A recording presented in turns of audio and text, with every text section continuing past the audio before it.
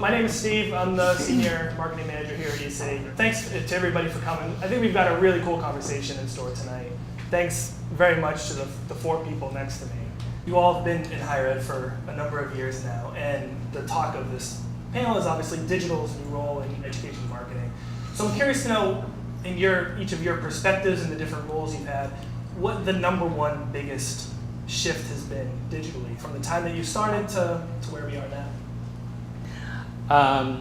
The biggest shift, I think, is this whole notion of self-publishing your website. It used to be, the classic thing used to be you get PR for your institution, and that's how you sort of attracted people, and the rankings came out in a book, right? But now you can self-publish, and you can drive people and tell them your own message. So I think that's the biggest shift, especially just social media.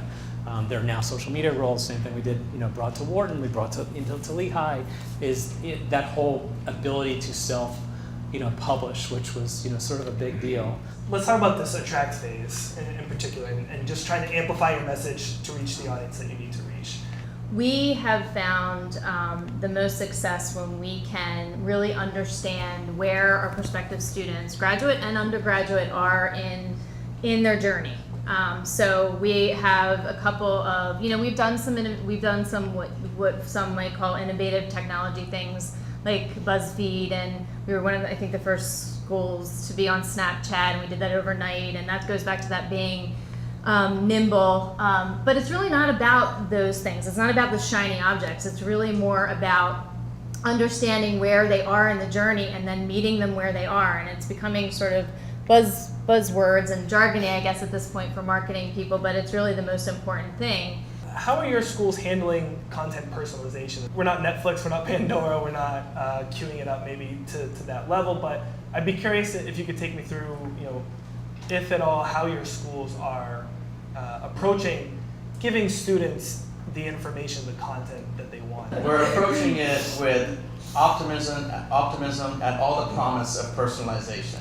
I would say at this point in time, a lot of our forays at Wharton into personalization are around just beginning to understand what people look like beyond their names and what are their interests, and maybe we can at least target emails and lead nurturing emails based around their interests. And then that's why I'm so excited about Salesforce communities, is that inside of there they can self-select into groups that we've identified or created, but they're doing the work for us at that point in time. And if anybody is now posting into groups on entrepreneurship or real estate management or life in Philadelphia, they're the ones who are now sort of half driving the ship, and we're sort of guiding the collaboration between these students, and they're learning to connect to themselves rather than us doing all of the heavy lifting.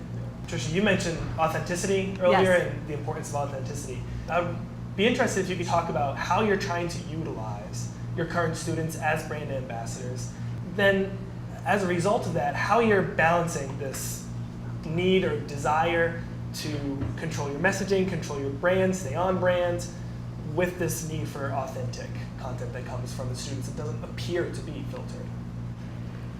So I'm going to go back to social media again, and sites specific to our school that are not owned by marketing and communications and that are sometimes started by students or clubs.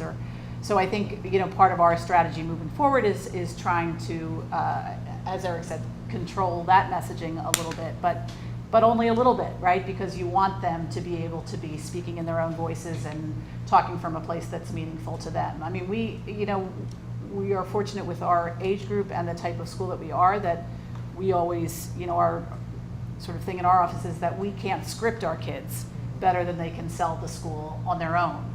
So there is always that balance of trying to sort of unleash them and also have some control over the messaging. And it's just a constant balancing act. It's having your hand on it, but not your fist.